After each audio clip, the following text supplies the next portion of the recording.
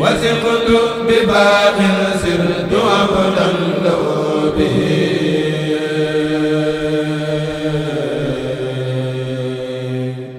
خديما لخير الخلق بالمكس والصفو علوم رضا من كل يدار يكله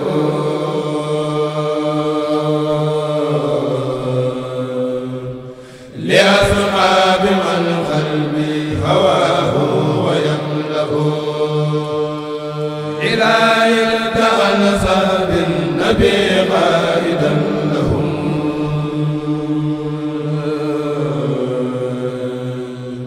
سرورا مدي يمدح بمدحي يمتلك عيبت يا دارين سحب النفى بهم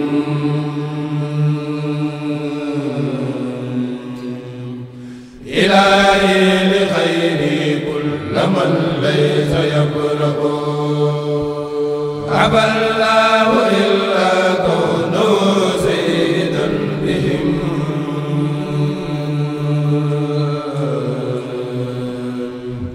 وقد دوخوا الكفار والكل جسبوا وزود على الأعداء مسابيح في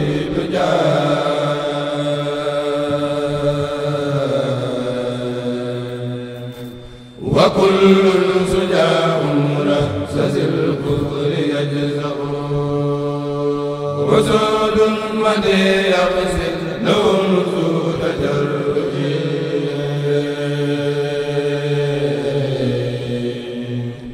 يبوج بأن يبني وينقى تجربه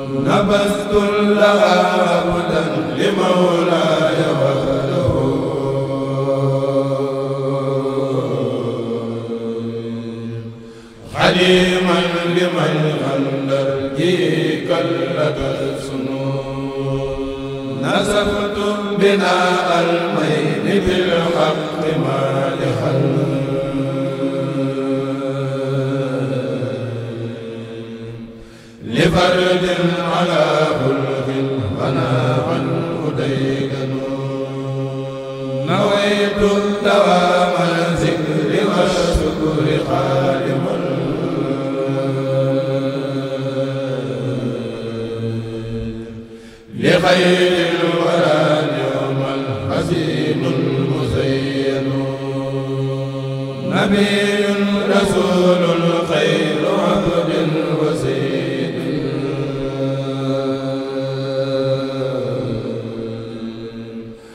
جميل حبيب مثله ليس يعلن نجي قريب ساكن وهو ساكن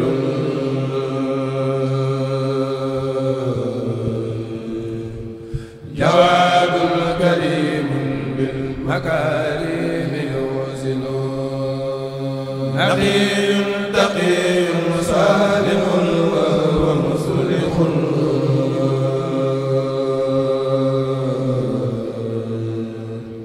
بشير لمن لله بالحق يؤمن نبي أديب ذو حياء مهذب نذير لمن بالكفر والشرك يعلن نذير بلا غش عليم مؤلم سقي بلا من الكلام يلين نجيب عجيب ناسب وناسك هو الآمر الناهي الذي غير يدمن رقيب مستجيب مسذب مسيح ملاذ ومائن ومرسل نسيب حسيب ذو هدايا مخدم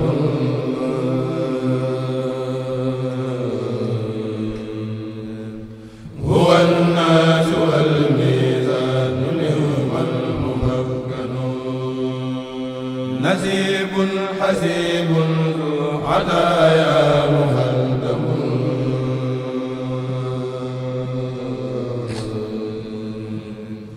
هو الناس والميزان نعم الممكن نسيب حسيب ذو هدايا مخدم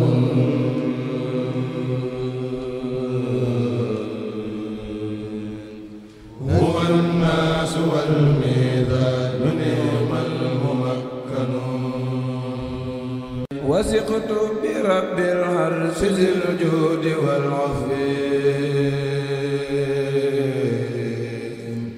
مع المصطفى والله لي مخلد صفي وثقت برب العرش ذي الجود والعفو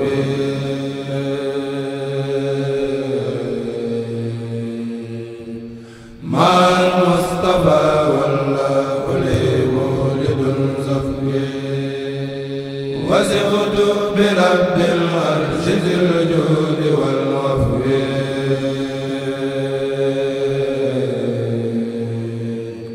مع المصطفى والله لي مولد صفي وثقت مع المختار بالله وحده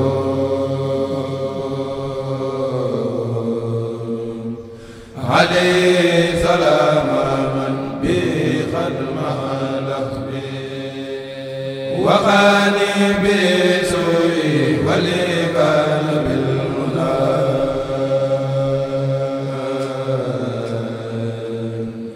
ولي قاد إخلاصا به خدمها لخبي ولدت قديما في امتداء محمدا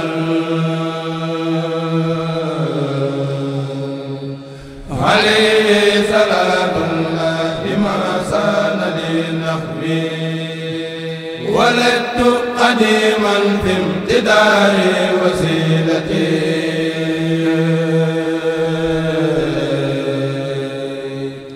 عليه سلام الله مولي إذا فسوي أنا كل نذير من وزايا ورنبة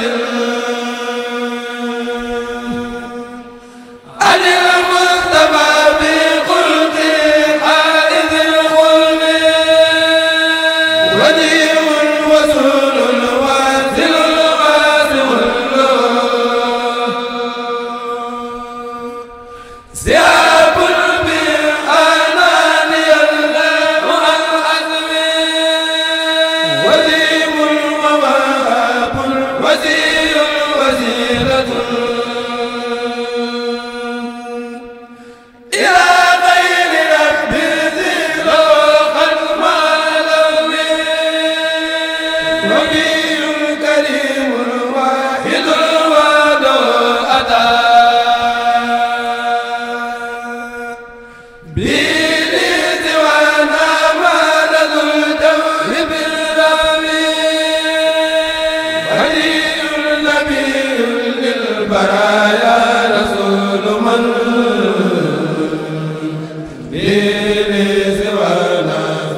أذى الظلم والسطو ودادي لربي والمخفى وحزبه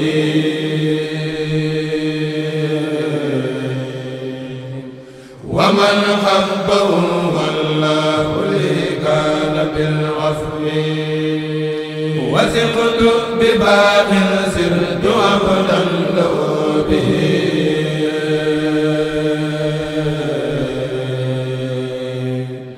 خديما لخير الخلق بالمكس والصفو علوم رضا من كل يدار يكله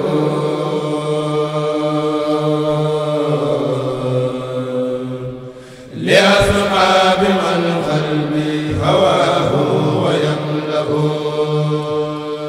إلى التأنس بالنبي قائدا لهم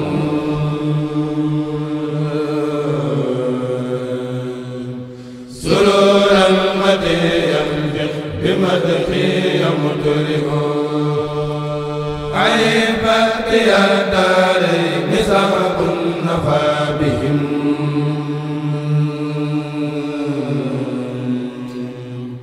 إلهي لخيري كل من ليس يبرأ أبى الله إلا كونه سيدا بهم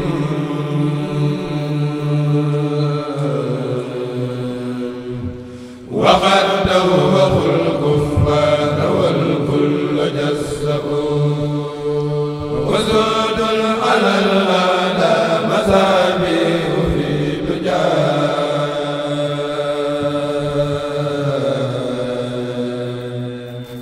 وكل سجاء رأسس الكفر يجزأ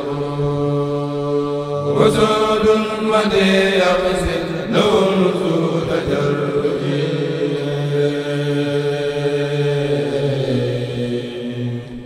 يبوج بأن يبني وينقى تجرده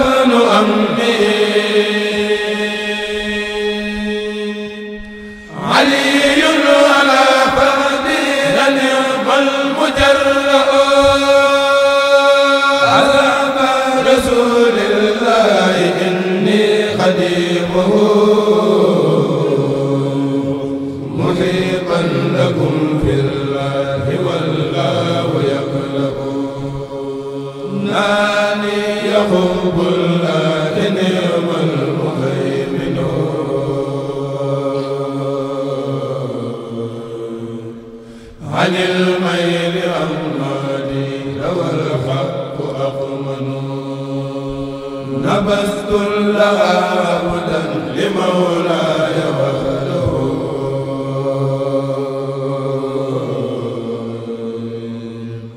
حليما لمن غندر كلة السنون نسفت بناء الميل بالحق مالحا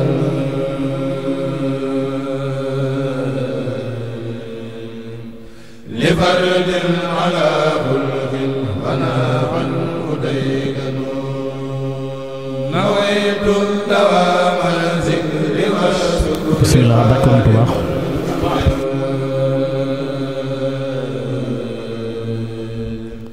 li xayril waraa yawmal hasiinul muzayyan nabiyyun rasuulul xayru abdan wa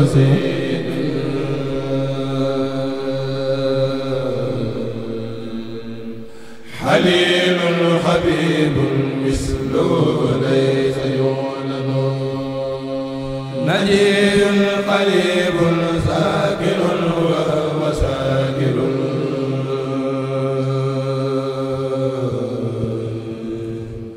jawaadun kariimun bil makaarimi yusilu naqiyyun taqiyyun saalihun wa huwa muslihun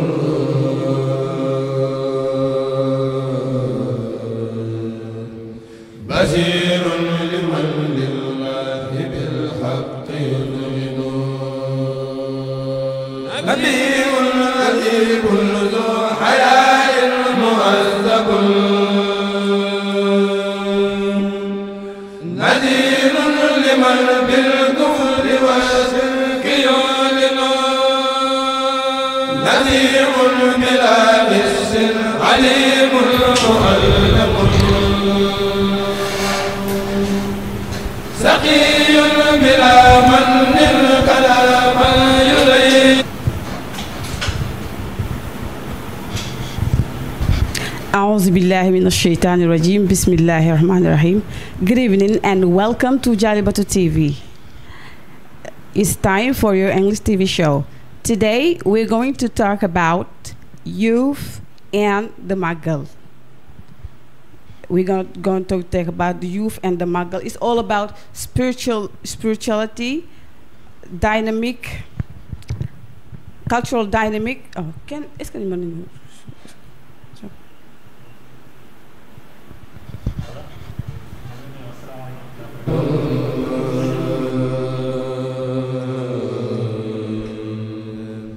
huwa an-naas wal miizaan ni'mal mumakkanu nasiibun hasiibun zu hadaaya muhaddamun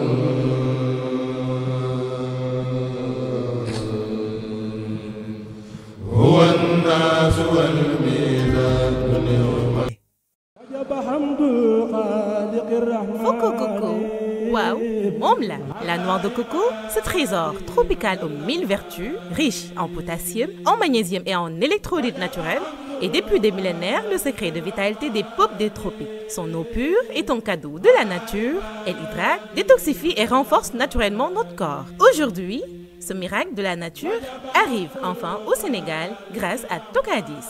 Découvrez Foco, le jus de coco authentique qui préserve tous les bienfaits de ce fruit précieux. Dans chaque bouteille de Foco, retrouvez la pureté de l'eau de coco et ses délicieux morceaux soigneusement sélectionnés pour vous. Foco, importé exclusivement par Tocadis au Sénégal, c'est la promesse d'une qualité exceptionnelle et donc incomparable. A'udhu billahi minash shaitanir rajim. Bismillahir rahmanir rahim. Barke Borom Touba. We wish a very long and healthy life to Serigne Mountakha Mbacké, our Khalif. Good evening, everyone, and welcome to TDE TV. It's time for your English TV show. Today, in this short, provoking episode, we will talk about the youth and the Magal. It's all about spirituality, cultural dynamic, and social media. Join our two guests, our two insightful guests, Serigne Moussa Sow and Serigne Cheikh Sen. They are both English language teachers. Welcome in this show. Good evening, Mr. Sow. Thank you very much, Mr. Jan. So it is a great pleasure to be back again because last year we here. First of all, let's wish healthy life and long life to our Khalif Mountakha Mbacké and also the Khalif of Baye Fall. It's really a great opportunity to be here. I go by the name Musaso. Thank you. Great, great. Thank you. Thank you so much. That's so nice. And thank you for coming. Thank you. And good evening, Mr. Sen. Bismillahi rahmani rahim. Rabbi sarah li wa yassir li amri. Wahlul 'uqdatan min lisani yafqahu qawli. Sadi lisani nawir janani safi amani wa zid bara'i. Jakhzakhta dira liqut tamayra faltakfi jurali man yurali.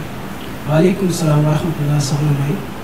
We are very honored to be here today in Tedei Television Jalibatu International TV with our two English teachers, Mr. Sow and Sokhna Jara. It's a real pleasure for us to be here today, and you have to watch and you will see something that is very important. Thank you very much.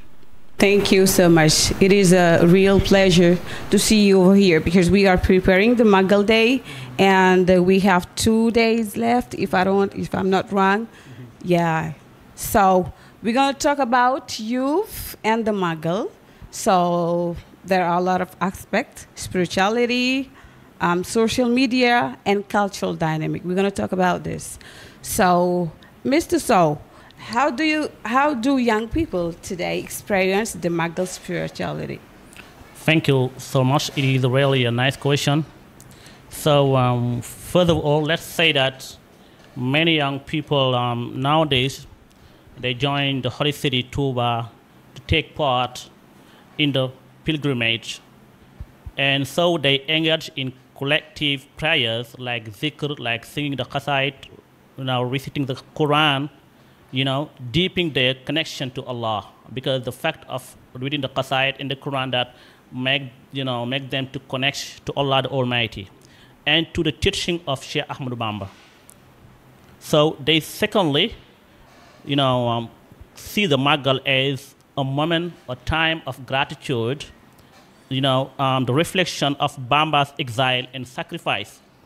So they seek to strengthen their faith, express loyalty to the Murid path, and renew their religious commitment.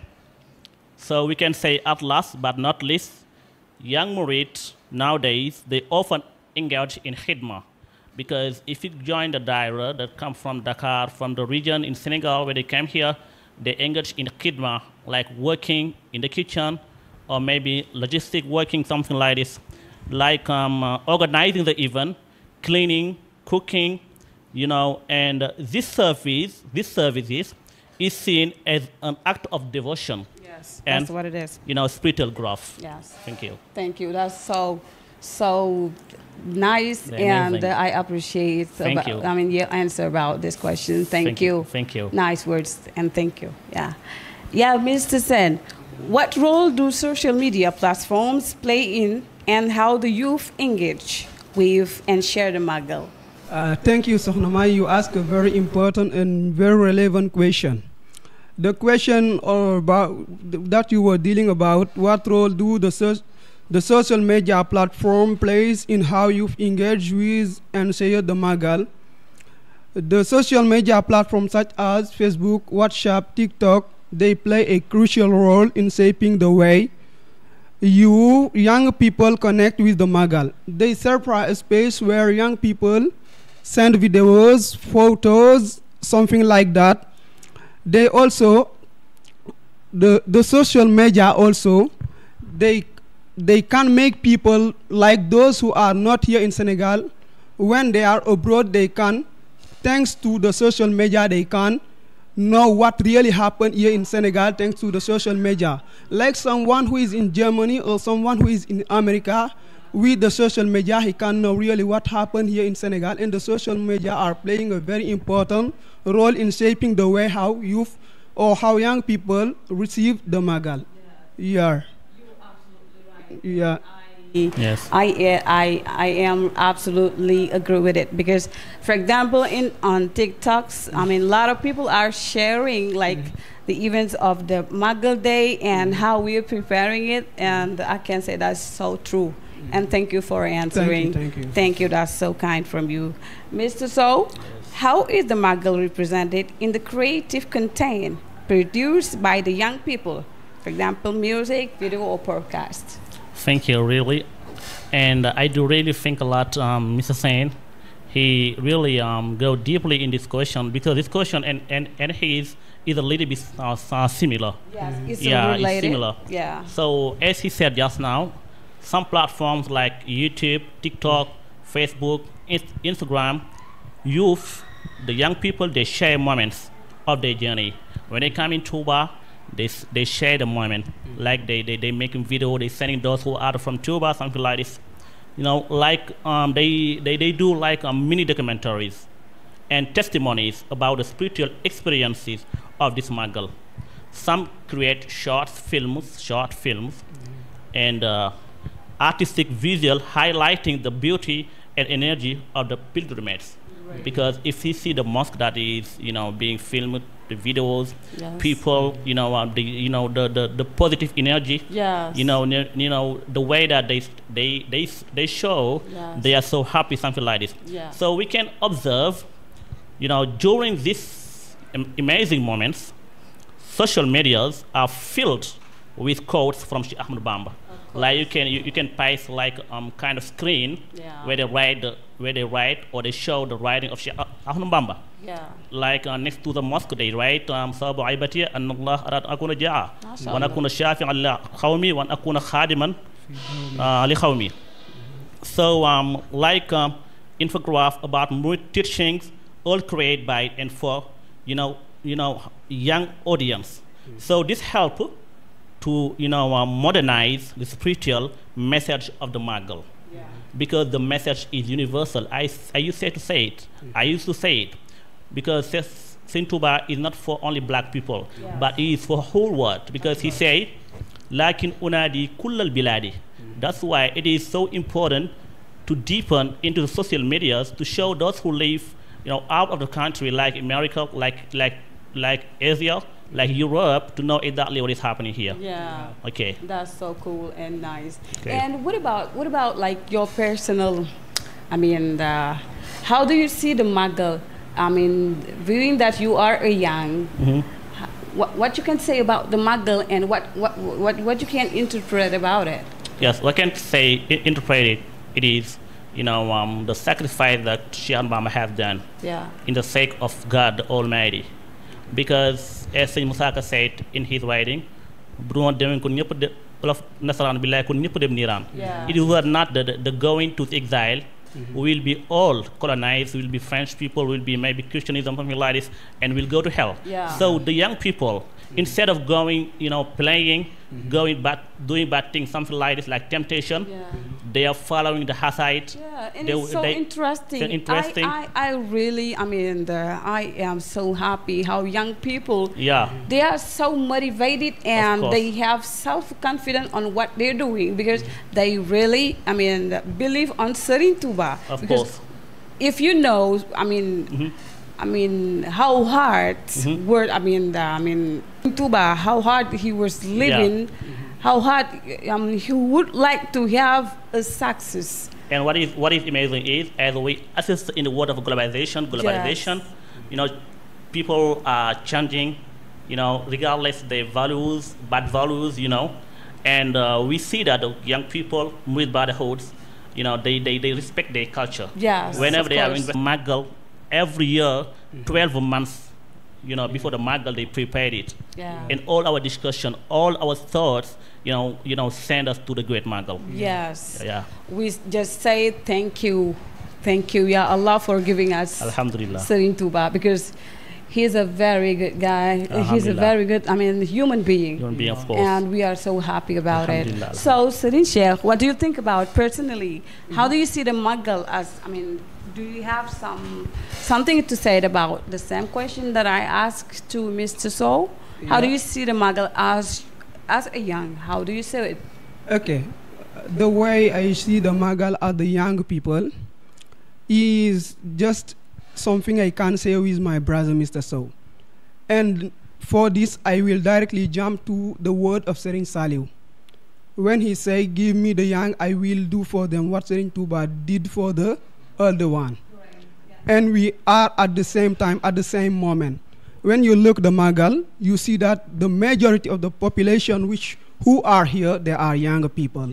And the reason is thanks to Serin Salih's works. And we cannot really thank him for what he did for us. And if you notice it, I mean, if you notice something, you can see every kind of, I mean, the human being. Like you can see the white people, black people, they come from everywhere, China, America, everywhere in the world. And this is, I mean, it's something outstanding. It's so outstanding. Yeah, it's outstanding. It's what my brother told a while ago. It's justified the universality of the message of Sheikh al-Khadim. Sheikh al-Khadim is not working for the black one, but he was working for humanity. Humanity, of course. For this girl, all humanity is coming. Yeah. You see people are coming from America, others are coming from other parts of the world, everywhere from the world, and this directly justify the work of Serin Touba. Yes, of course. Mashallah. And in what ways are cultural expressions, I mean, involved among the youth during the Magal? You ask again a very important and a very relevant question. A cultural aspect, like the way we are behaving, the way we are getting songs, they play a very important role. Like when you see Mr. Sow, the way he is dressing, it gives his identity. It defines who is Mr. Sow. Of course. On which way he is on the way of Khadim Rasul. Yeah. It defines his identity. But also there are songs like what we are hearing, the song of the choral singers. When you get the song of the choral singers, to attract people, what they have did, it's attractive. And to attract people, what they have did, they have go abroad. Yeah. They buy there some new engines, they brought them here. Yeah. And they mix them for the same reason. When a young boy who is starting his journey into the choral session, hear about the song, he is attracted by the melodies, how the song is, and this plays a very important role in the way you receive the Magal. Yes. Yeah. And what is, I mean, interesting, you can see, I mean, most of the people, they are doing challenges on TikTok. Yeah. Like they're singing Hasidas, like, I mean, they're so proud to be, I mean, murid, as you say. If you see, I mean, Serin Musa, or if you see yourself, you can say, I mean, everyone can say that this is a murid. I mean, this is the murid. And they are so proud. They are proud about, like, wearing this kind of, I mean, the clothes and the bailats. Yeah. And this is so interesting. So we will go to see an advertisement, and we will come back.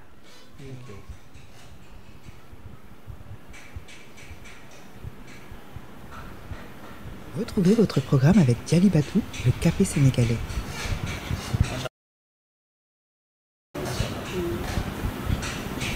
Retrouvez votre programme avec Diali Batou, le café sénégalais.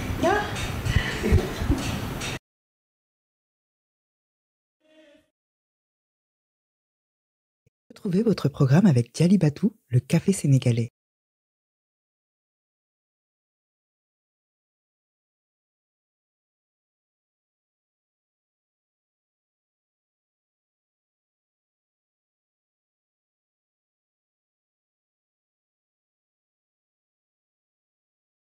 Il y a des saveurs que l'on ne trouve nulle part ailleurs. Diali Batou, le café sénégalais. Okay. Yeah.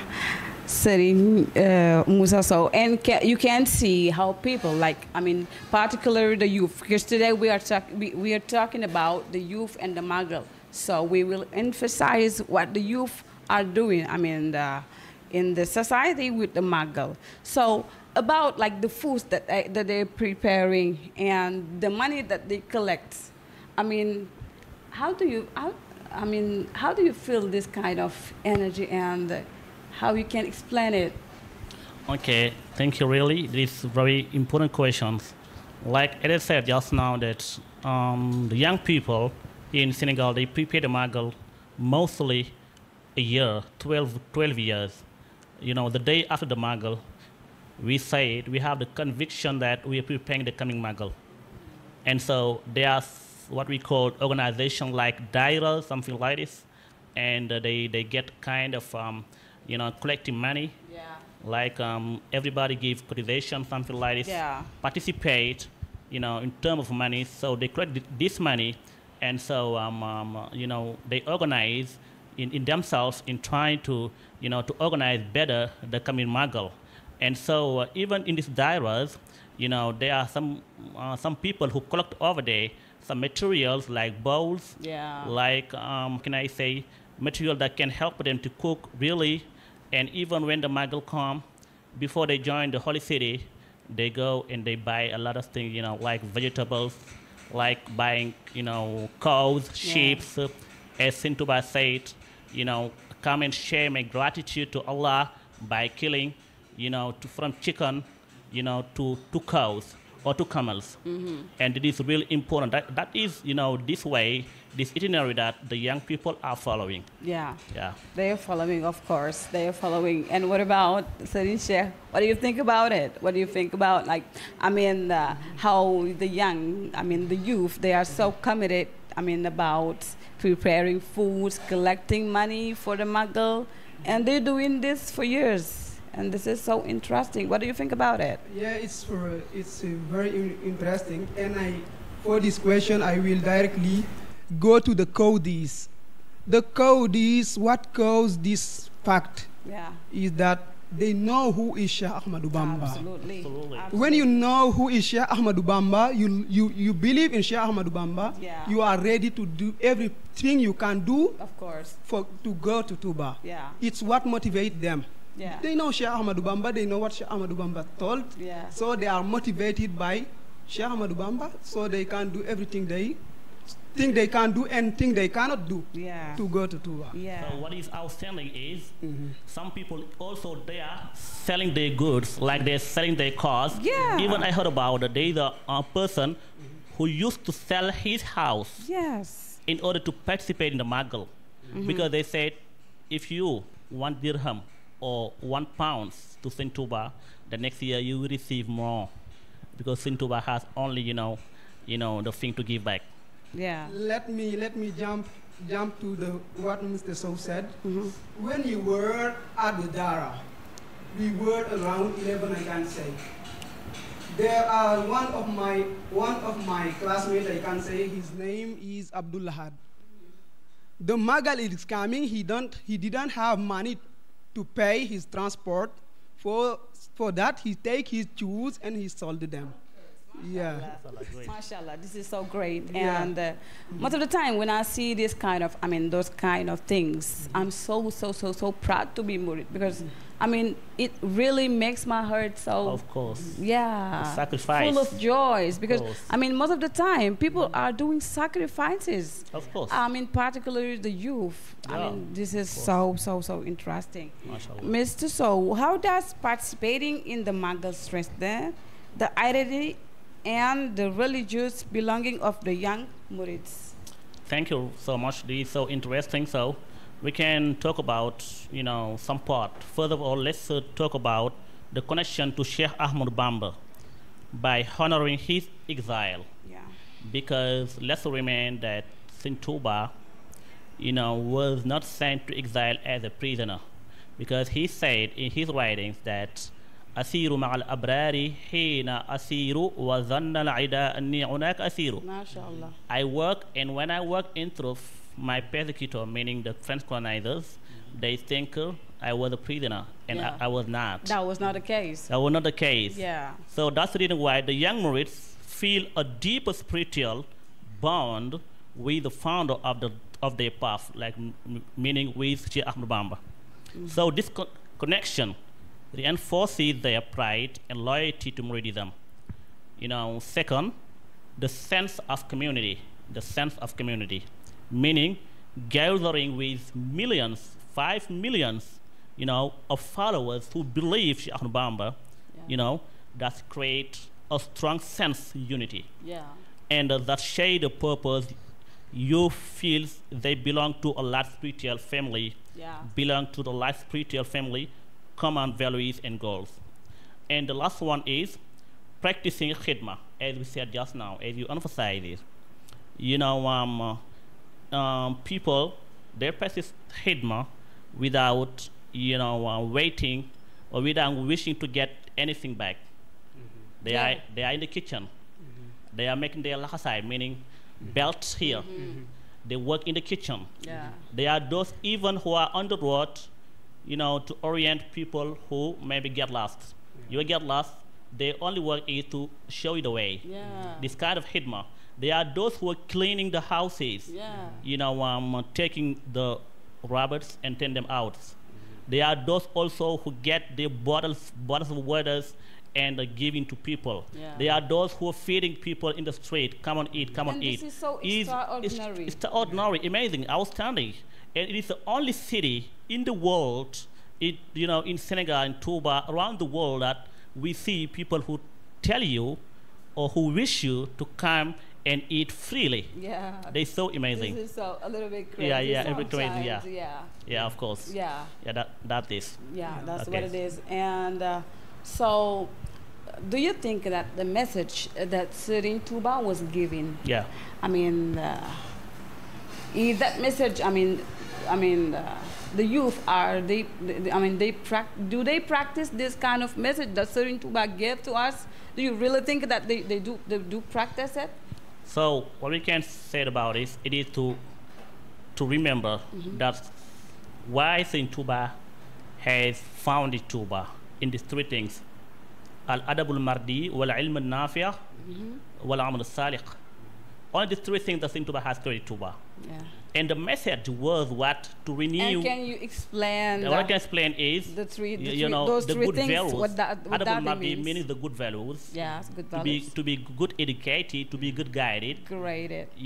Important knowledge like science of Islam, jurisprudence, theology, some Quran, something like this. Nice. And the ikhlas, meaning that everything you do, you do it in the sake of God.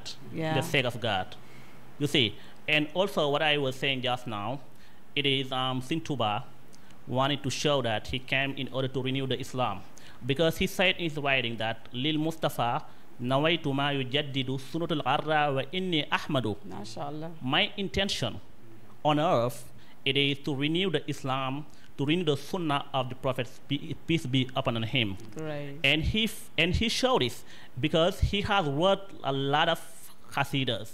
Because we can say that nobody has never seen somebody who write the amount of books like him in terms of quantity and quality. And in his writing, there are qasida that we read for salawat ala nabi, and there are qasida that we read as a guide, because he said my qasida, my writings replace a sheikh of tarbiyah and a sheikh of tarhiyah. If you read it, it will guide you to God, because he said in Jalf Marahib, wa bi kitabati rabbi kulla mutalihin li wajhi rabbi. MashaAllah. My writings got educated who read it in the sake of God. Great. So coming to the young people nowadays, really most of them are following the teaching of Sheikh Bamba. Because if you go to Dara, some organization like this, there are a day that they take to call disciple the Murids who are parts in the Daira to read the Quran, to read the Qasaid, teach them knowledge, to know what they, what is their duty to know in the Islam, like their farata, their duty. Like also, to make them know in the life you have to work, also you have to worship God. Worship God as you will never die. Worship God as you will die tomorrow. And to work in the life as you will never die. It is, Great. Nice ideas. Thank you so much. I'm so proud of you. Me too. You are explaining, you and Mr. Sayan, how you are explaining things. It is so clear. So it really will, allow to the youth to understand who is Serigne Touba. And before following someone, you have to understand to know exactly who is that man or what is, well, I mean, what I'm following exactly. It is so interesting, and I'm so proud of you guys. Yeah. And Mr. Sen, what do you think about it? I mean, I'm going to give you the same questions. You're going to share it.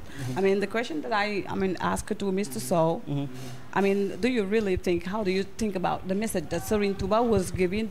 I mean, the humanity. I mean, the youth. Do they really practice it? I mean, the youth. Do they really practice it in a real life? Okay. Thank you, Sohnamay. I will directly join my brothers, Mr. C.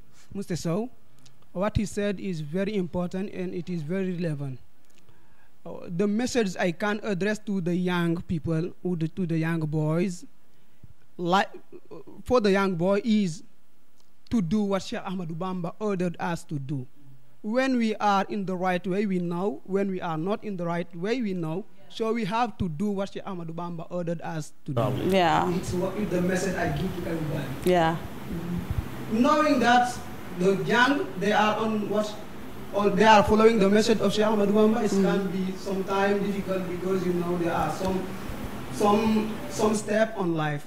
But what we see here on our society, on our Murid community, we can say that the young they are following because they are doing what Sheikh Ahmadou Bamba really ordered us to do. They are going to Daira, they are learning Quran, they are learning the Hasidah, they are wearing the Bailat, and they are doing good deeds. And we can't say really that they are following the message of Sheikh Ahmadou Bamba. We can say that they are following because most of the time, even if when you go to the universities, they have so many dairas, and they collecting money for the Magal, and this is so interesting. If this I can add, because when Sheikh Ahmadou Bamba, when the message come, when the Prophet Muhammad, peace be upon him, and it's not only collecting money, but they giving knowledge. Some knowledge, you can have there some knowledge and so many stuff inside. This is so interesting. It's important. When the Prophet Muhammad appeared to Sheikh Ahmadou Bamba in the mosque of Darul Khudus, what he said to him, you have to educate your people by following the khidmah. Rabbi ashabaka bil khimmati wala turabbi. That means you don't have to educate your fellows or your disciples to be close to God, but they have to work, to focus on work. And it's what we can notice on young people. It's when you are young, you don't have to go to be locked in a room, try to take, but you have to work. Of course. It's the secret of Mamsha Ibrahim. Of course. It's the secret. And this is so interesting. So interesting. So, Mr. Sen, do you think that the digitalization of the Magal experience enhance or dilute its spiritual value for the youth? Thank you, Sohnamay. The digitalization, I can say, of the Magal, I can say, have dual effect, I can say. On one hand, he can help people who are not here, like as I said it a while ago. People who are not here, they can, from the TV, from other platform, they can watch the Magal Sayyid video or something like that. They can also talk about some anecdote of Sheikh Ahmadou Bamba. They can read some verses of the Qasidah, something like that. But they have also another bad effect, I can say. When the time you have to pray, the time you have to work, you take all this time on the phone, you are trying to make challenges, you are trying to take videos. Videos, they have time, work have time. We can't say that. Those people who are doing this kind of stuff, they're not following the messages of Sheikh Ahmadou Bamba. Because, I mean, each message of Sheikh Ahmadou Bamba, they're coming from God. This is, that's what it is. So, Mr. So, do you have something to add on it?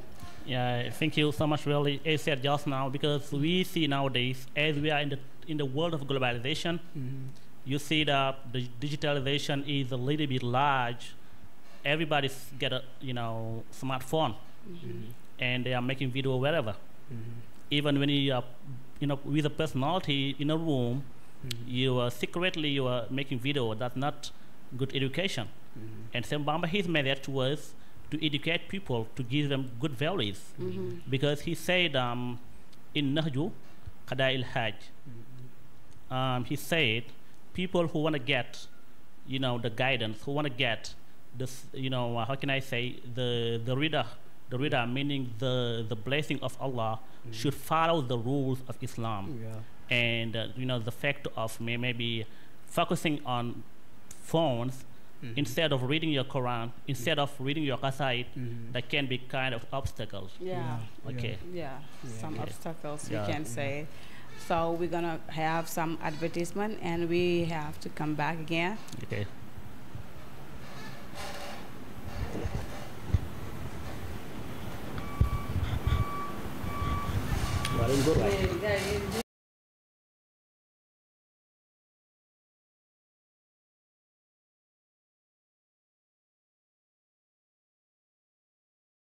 Café sénégalais. Retrouvez votre programme avec Diali Batou, le café sénégalais. Votre programme vous a été présenté par Diali Batou, le café sénégalais. Foco Coco. Waouh, moom la noix de coco, ce trésor tropical aux 1000 vertus, riche en potassium, en magnésium et en électrolytes naturels, est depuis des millénaires le secret de vitalité des peuples des tropiques. Son eau pure est un cadeau de la nature. Elle hydrate, détoxifie et renforce naturellement notre corps. Aujourd'hui, ce miracle de la nature arrive enfin au Sénégal grâce à Tocadis. Découvrez Foco, le jus de coco authentique qui préserve tous les bienfaits de ce fruit précieux. Dans chaque bouteille de Foco, retrouvez la pureté de l'eau de coco et ses délicieux morceaux soigneusement sélectionnés pour vous. Foco, importé exclusivement par Tocadis au Sénégal, c'est la promesse d'une qualité exceptionnelle et d'un goût incomparable.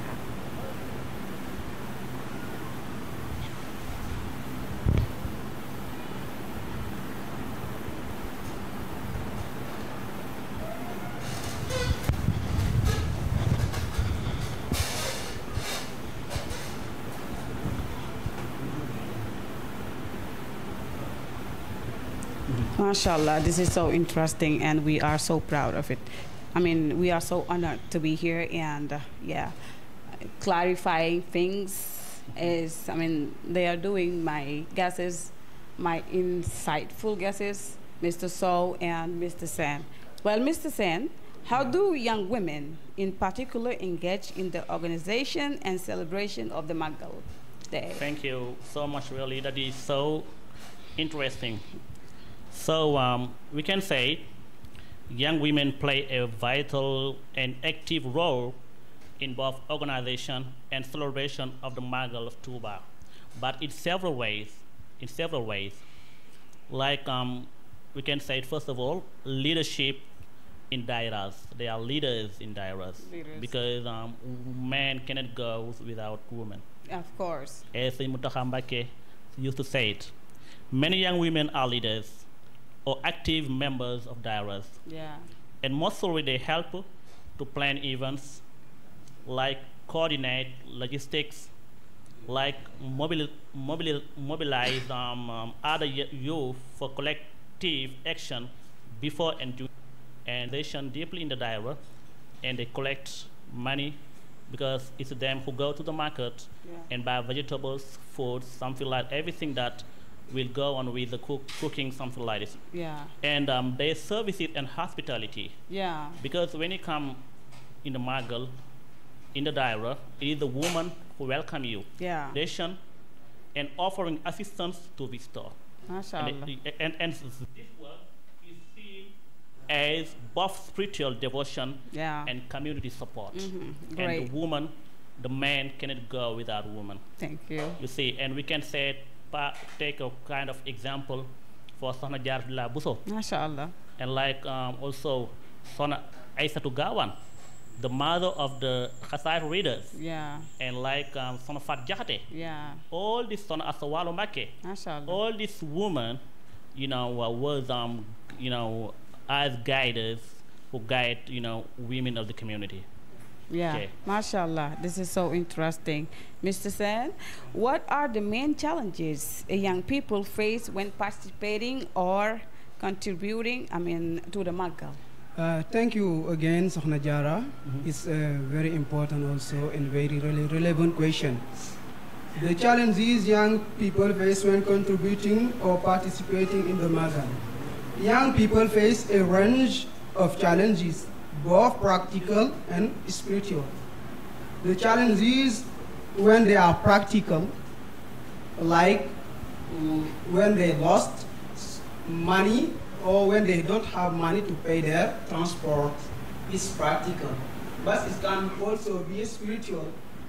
Whenever you left your home, you come down to Ba, you are not doing what you have to do, what you're supposed to do, but you are interested in other things.